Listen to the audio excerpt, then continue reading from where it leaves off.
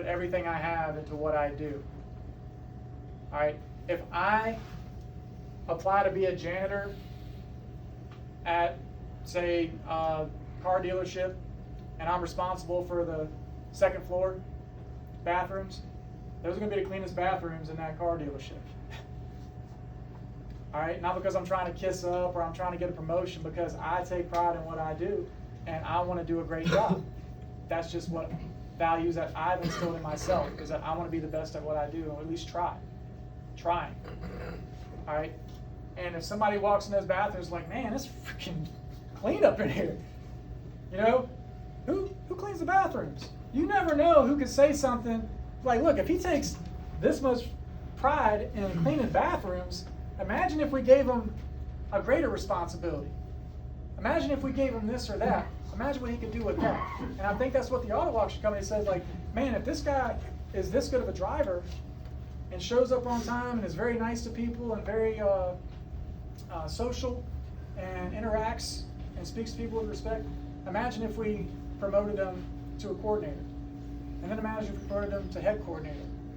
And the Mercedes and Audi accounts were the two biggest accounts at this auto auction, and I was heading up those, okay, within 3 years. I mean, this is jobs that some people, it took them 10 years to be head coordinator for a prestigious account like that.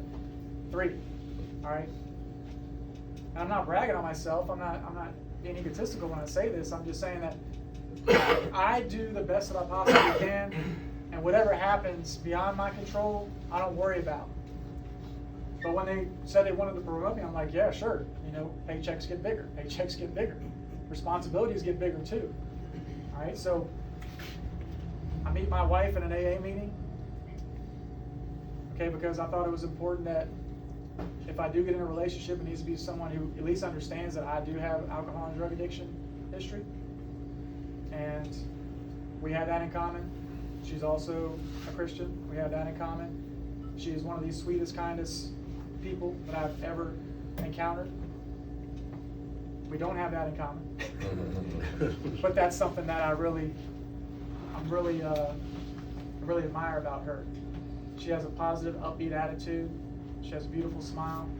And when it comes to love and who I want to spend the rest of my life with, I think that's very important, is that she truly loves me, okay? And we tried having a baby. We're both in our 40s, all right? So having a baby was like a long shot as it was. Then we went to fertility clinics, went that route. Next thing you know, we got the little guy, all right? You know, 10 years ago, Mr. Berkeley and I, in a prison, probably would not have imagined 10 years later, me standing up here, you being where you are in the position that you're in, not in that chair, but in the position that you're in, running this place, and so happy for each other, and thinking this is the coolest thing in the world. Back when we was running those gambling operations and I was running poker tables, it was like, this is the coolest thing in the world. You know, me getting tattoos and everything, getting muscles and work, this is the coolest thing in the world.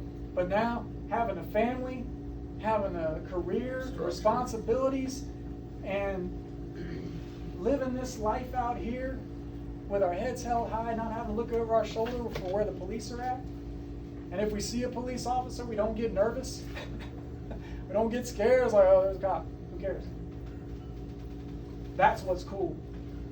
And any old head in prison right now will say the same thing. Proud of you. Proud of you, Hub. Proud of what you're doing out there. I could never get it together. And there's guys that when we left that prison, we know we'll never see them again. They're going to die in that prison. I don't want anybody in here to be in that situation where you wake up one day and you realize that you're going to die in prison. Or you don't wake up one day because you put too much in your system. And I'm telling you right now, that fentanyl is no joke. They're putting it in everything, and you don't know how much is in it, and it could kill you. All right? Putting yourself in dangerous situations could cost your freedom. It could cost your life. This ain't choosing between apples and oranges. You know, this is life or death. This is prison or freedom. And when I was inside, I became this sponge for knowledge and for seeking out the truth and for seeking out why You ever stop and ask yourself, why? Why am I like this? Why can other people do things responsibly and I can't? Why do I constantly find myself in trouble while other people don't? And there's no great mystery about it, fellas. It's our brain. It's the way that our brain is wired and the way our brains work. It's a little bit different than most people's brains. And at some point back in our ancestry and our history, this type of mindset was actually beneficial to the tribe or to the clan or whatever group was called. Our ancestors needed this 2%. They needed this crazy mofo as part of the group that could do some crazy stuff. We were the guys that were going out and hunting the lions. We were the guys that were going out and going after the dangerous things. We were the guys that were saying, you're not going to come in and take over. We're going to defend what we got. And we were the crazy mofos on the front lines. I guarantee you just about every single Marine on the front lines got some kind of antisocial personality trait, some kind of warrior trait. And that's what it is. They call it the warrior gene. All right, and a lot of people with our chemical makeup in our brains have that gene. But we can't express it in today's society because there's really nothing that we are hurting or needing to survive for. We've got all this stuff around us at our fingertips, so our brain actually goes to something exotic or strange. All right? We have a craving brain. Everybody to some extent does, but we have one that's a little bit more than most. The craving brain says, gotta have it. I gotta have it. And we may not need it, but our mind says we gotta have it. In our mind, we need it. Okay? Gotta have it is the driving thought of every addict. And criminal, I'd say. Nothing is more important, and it has to be in the here and the now. Family, work, relationships, money, responsibilities, they all take a distant second place to that thing that we gotta have. That drug, or that rush, or that money, whatever it is. And I don't know what perversion of our instinct for living and self-preservation gets thrown to the side, but it does. And it's not like it's necessary for our survival. It's not like water or food or clothing or shelter, but our brain substitutes and makes it think that it is, that we have to have it to live. I want to ask your guys' opinion. You can shout it out if you want to. What are some common descriptions of an addict? Low life. Low life. Anybody else? Worthless. Say it again. Worthless. Worthless. Liar. Liar. Manipulator. Manipulator. Cheap. Cheap. Dedicated. Dedicated. Okay, that's another one. Unstable. Crazy. Thief.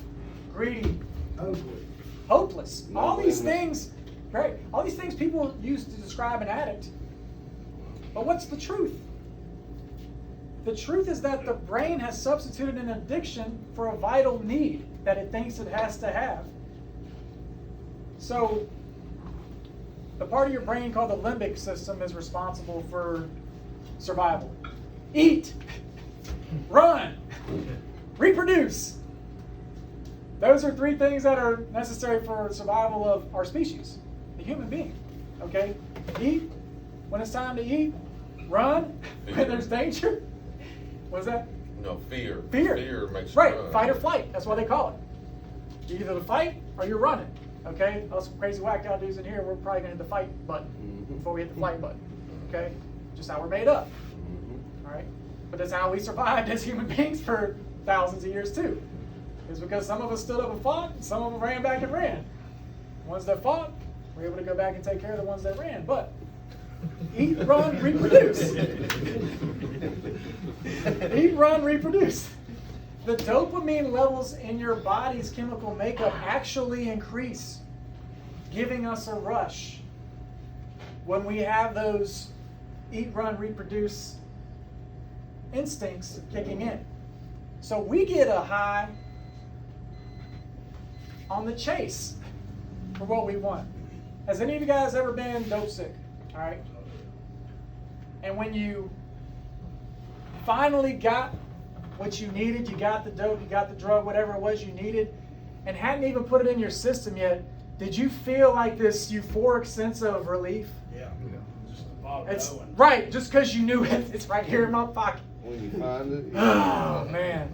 And it's like post-orgasmic type of feeling. You know, the time when you're most honest with yourself and with somebody else is that right after feeling. And it's just like, I got it, man. You haven't even put it in your system yet.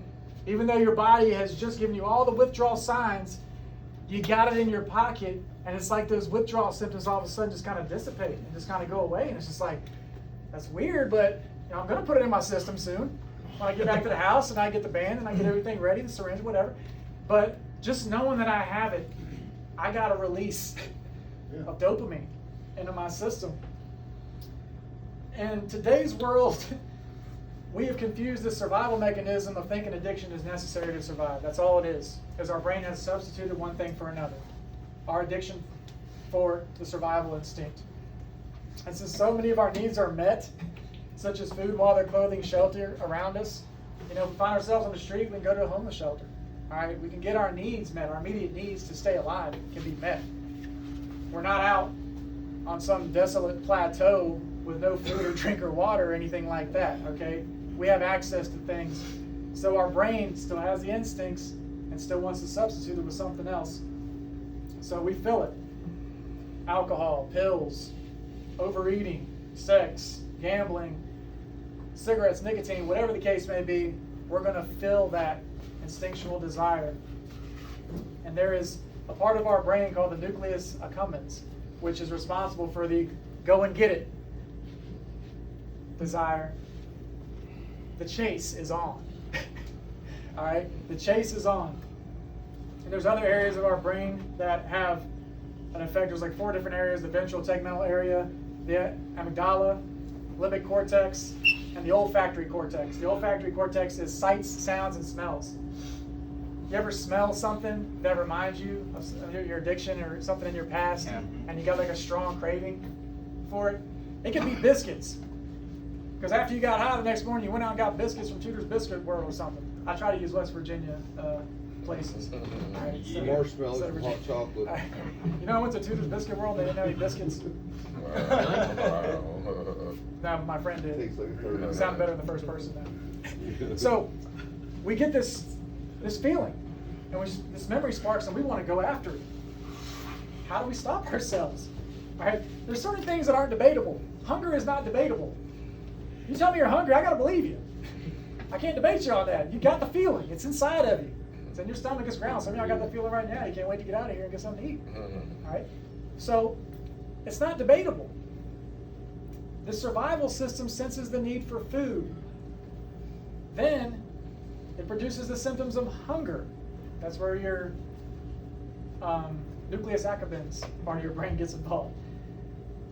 Then you're motivated to seek food. I'm hungry. I know I need food. Now I got to go seek the food. All right, got to get in the car and go to the place. Your dopamine rises, the anticipation of the food. All right, then you eat the food to satisfaction, and then your serotonin levels rise. That's the post-orgasmic feel. Why do you think we get so tired after we eat? Serotonin levels increase, and we get tired. And that's our body's way of saying, you need to rest, let this food digest, then you have energy to go on the hunt again for the next round of food. Our bodies don't know that we live in this world. Our minds do, but our bodies don't. Our bodies still react in the way it used to thousands of years ago when we need to survive. So the survival system senses the need is gone, and then the balance occurs. Okay? You get hungry, you make a plan, you go on the hunt to get the food, you get the food, you eat the food, and then you're satisfied. Okay?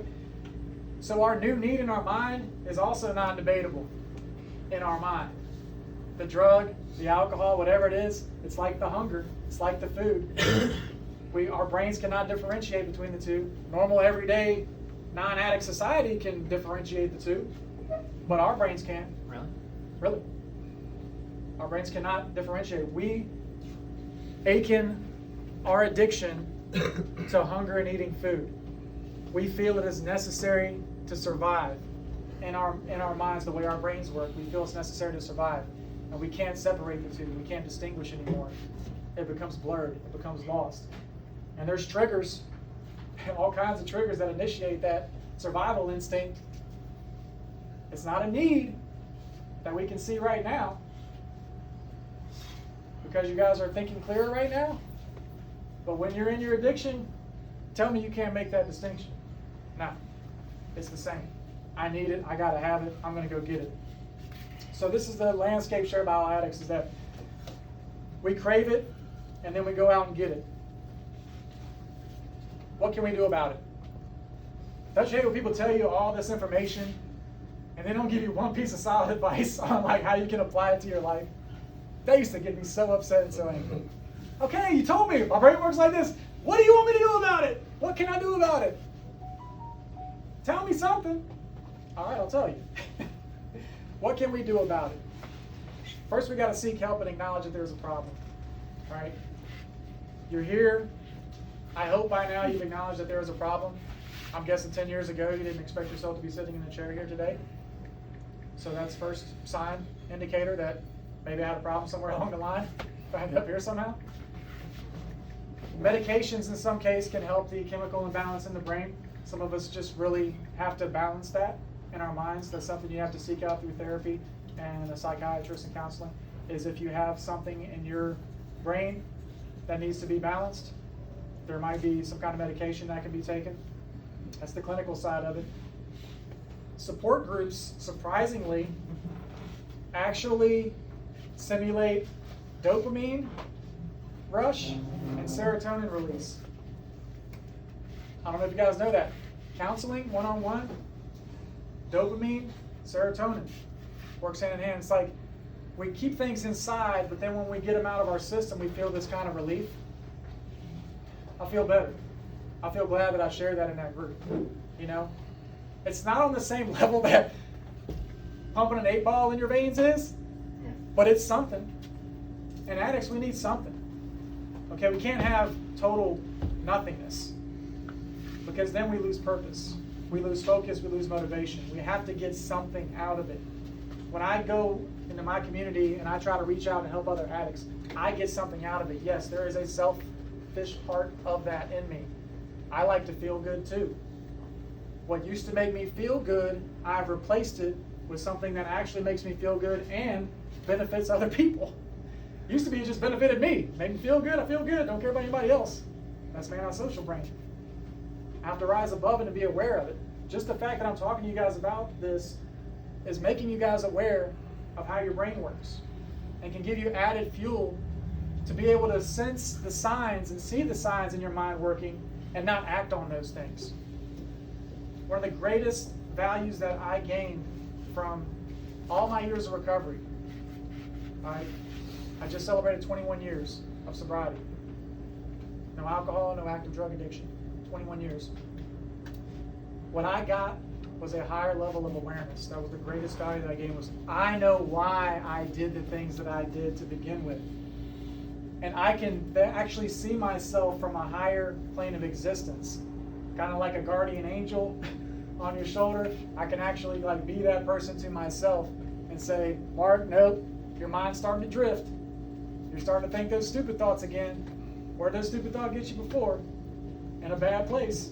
You don't want to be in a bad place. Think about that choice you're about to make. Choose the other thing instead. Okay? All these years of recovery have bought me 5 extra seconds of time. 21 years have bought me 5 seconds, but it's the most important 5 seconds that I've ever had in my life. And that's before I act on impulse. I actually think about the logical conclusion of where my choices are going to lead me. And once I see prison or death, I pull back and I make a better choice. 5 seconds. Greatest 5 seconds in the world, life-saving 5 seconds. Support groups help release that. Hobbies and exercise, competition, that's what we seek. We love some competition, whether it's cars, whether it's sports, anything that we can do to kind of get a rush. competition is there. All right, I play in a men's softball league in Virginia. Every Tuesday night, so tomorrow night I'll be playing in a softball game. I'm the oldest guy on the team. You know, I'm Doc. The name of our team is the Spankies.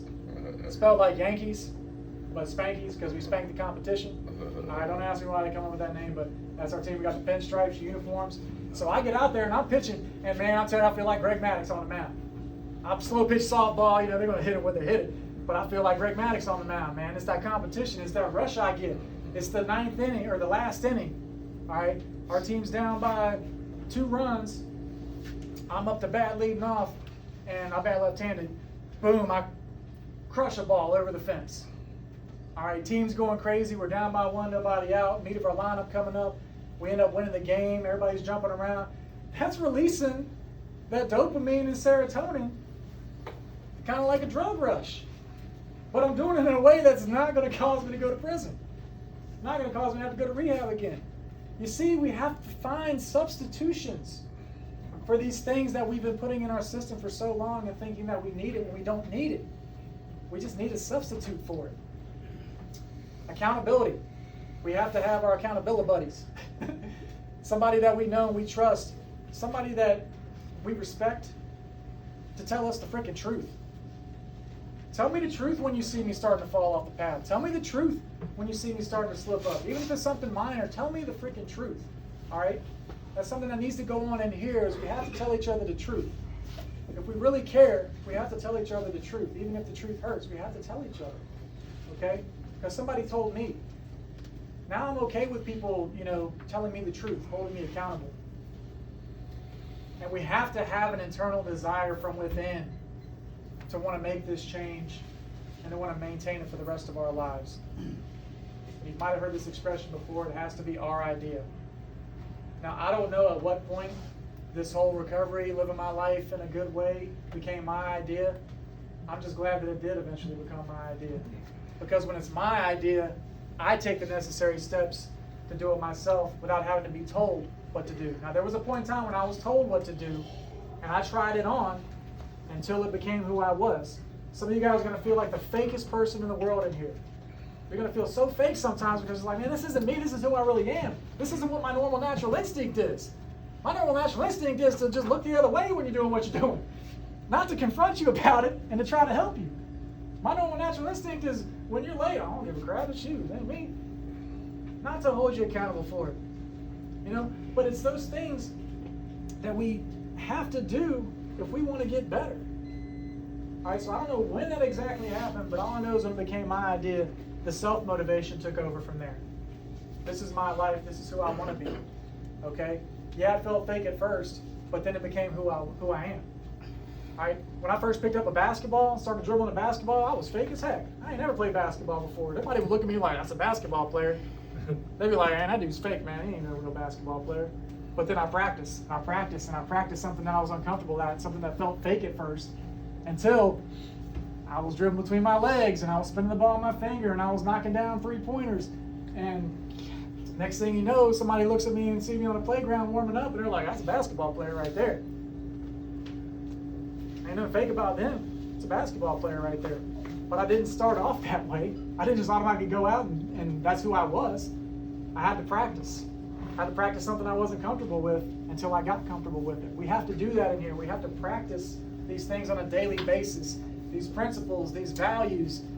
It has to come from within. It can't be your liver, your lover, your lawyer, the judge. It can't be their idea. I love my baby son. I'll do anything for my baby son. Well, that's great. But until you do it for yourself, you're just a shadow of what you really need to be for your baby son. You're just an act of what you really need because it's not your internal motivation and desire. It's because I got to be good for him. But deep down, I don't really want it. Well, that deep down is going to catch up one day, and usually at the worst possible time. Don't let that deep down catch up with you. Try to get to a point where that deep down you is the real you, and what you really want is a better life. Yeah. Raise your hand if you want a better life. Thank you.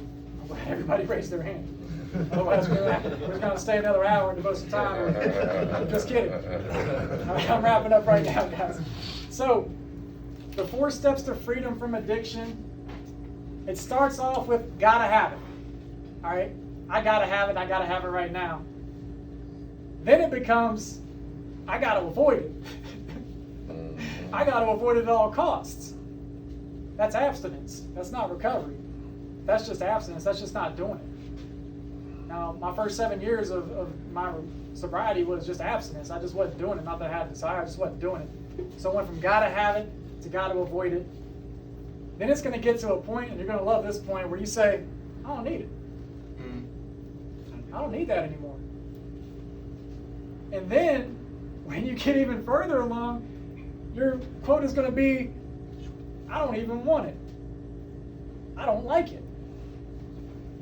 You're going to grow to hate what you used to love.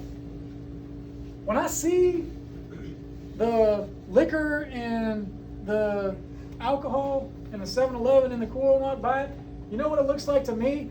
It looks like a bunch of liquid Drano poison. That's what it looks like to me.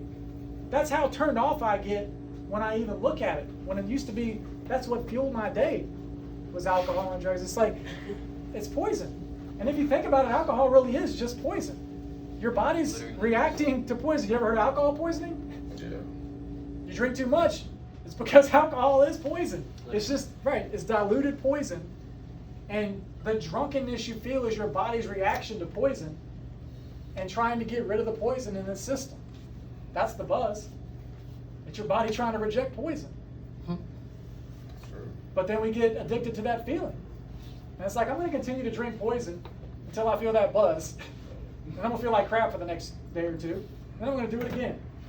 It makes no logical sense to an outside observer. But to us, in our minds, it made perfect sense at the time, didn't it? So let's try to make, let's try to make what doesn't make sense to 98% of the population. And let's try to make it make sense to us 2% right here. You guys follow me on that? You feel me on that? Yeah. I don't know if anything that I told you today has sunk in at all, but the message I'm giving tonight is about planting seeds. I'm not responsible for watering it. I'm not responsible for making it grow. I'm only responsible for planting the seed. Somebody planted seeds in my mind many years ago, and those seeds took root, and I'm the man I am today because of those seeds that took root. And I'm thankful for those people who planted those seeds. Even if I didn't agree with those seeds at the time, and even if I didn't want those seeds at the time, I'm so thankful I got those seeds today. And I hope that some of these seeds stick with you guys, that you've listened very well, very attentive, probably one of the greatest groups I've ever stood in front of and talked to. And I want to thank you for that. So give yourselves a hand right now.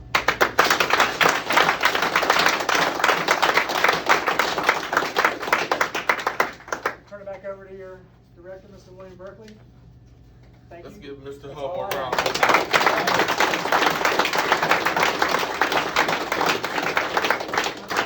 Not right now. That was very touching, Dr. Hubble. Thank you for that and giving us your time and effort today. Just to elaborate real quick, I know guys, y'all ready to eat and smoke, so I ain't gonna get up here and preach to you nothing. But just for real quick, just want to make a quick little note. A couple of things Mr. Hubble hit on was basically, in a nutshell, retrain your brain. That's kind of the summary of the brain chemical outlook that he was describing. Retrain your brain. Those drugs and addiction puts your brain, sends them dopamine levels way up here, over girls, over food, over new cars and trucks. The brain wants that drug, and it's gonna trick you. Your own brain plays tricks on you because it wants those dopamine levels. So to tell you anything you need to hear, go get the dope. Am I lying? Just let me, I can't say it as clinically as Dr. Hubble, but I'm gonna say it our way, right? Go get the damn dope, right? And that's what that brain will tell you, go get it. And I'll get the girl after I get the dope. Usually you don't choose the girl before the dope. You get the dope, then go get the girl, or at least take her with you, right? So that's just Somebody got to hold the dope. Somebody got to hold, yeah, right. So you just got to figure out, you know, like this was the dope right here, and you had a sheet over it. You know what I mean? Pull the sheet off. Yeah.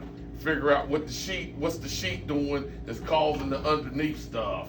The sheet is what you got to figure out to pull off so you can pull it off the dope. I don't know if that makes sense, but I know what I was trying to say. But anyway, Mr. Hubble, thank you again. Y'all was great, man. Yeah.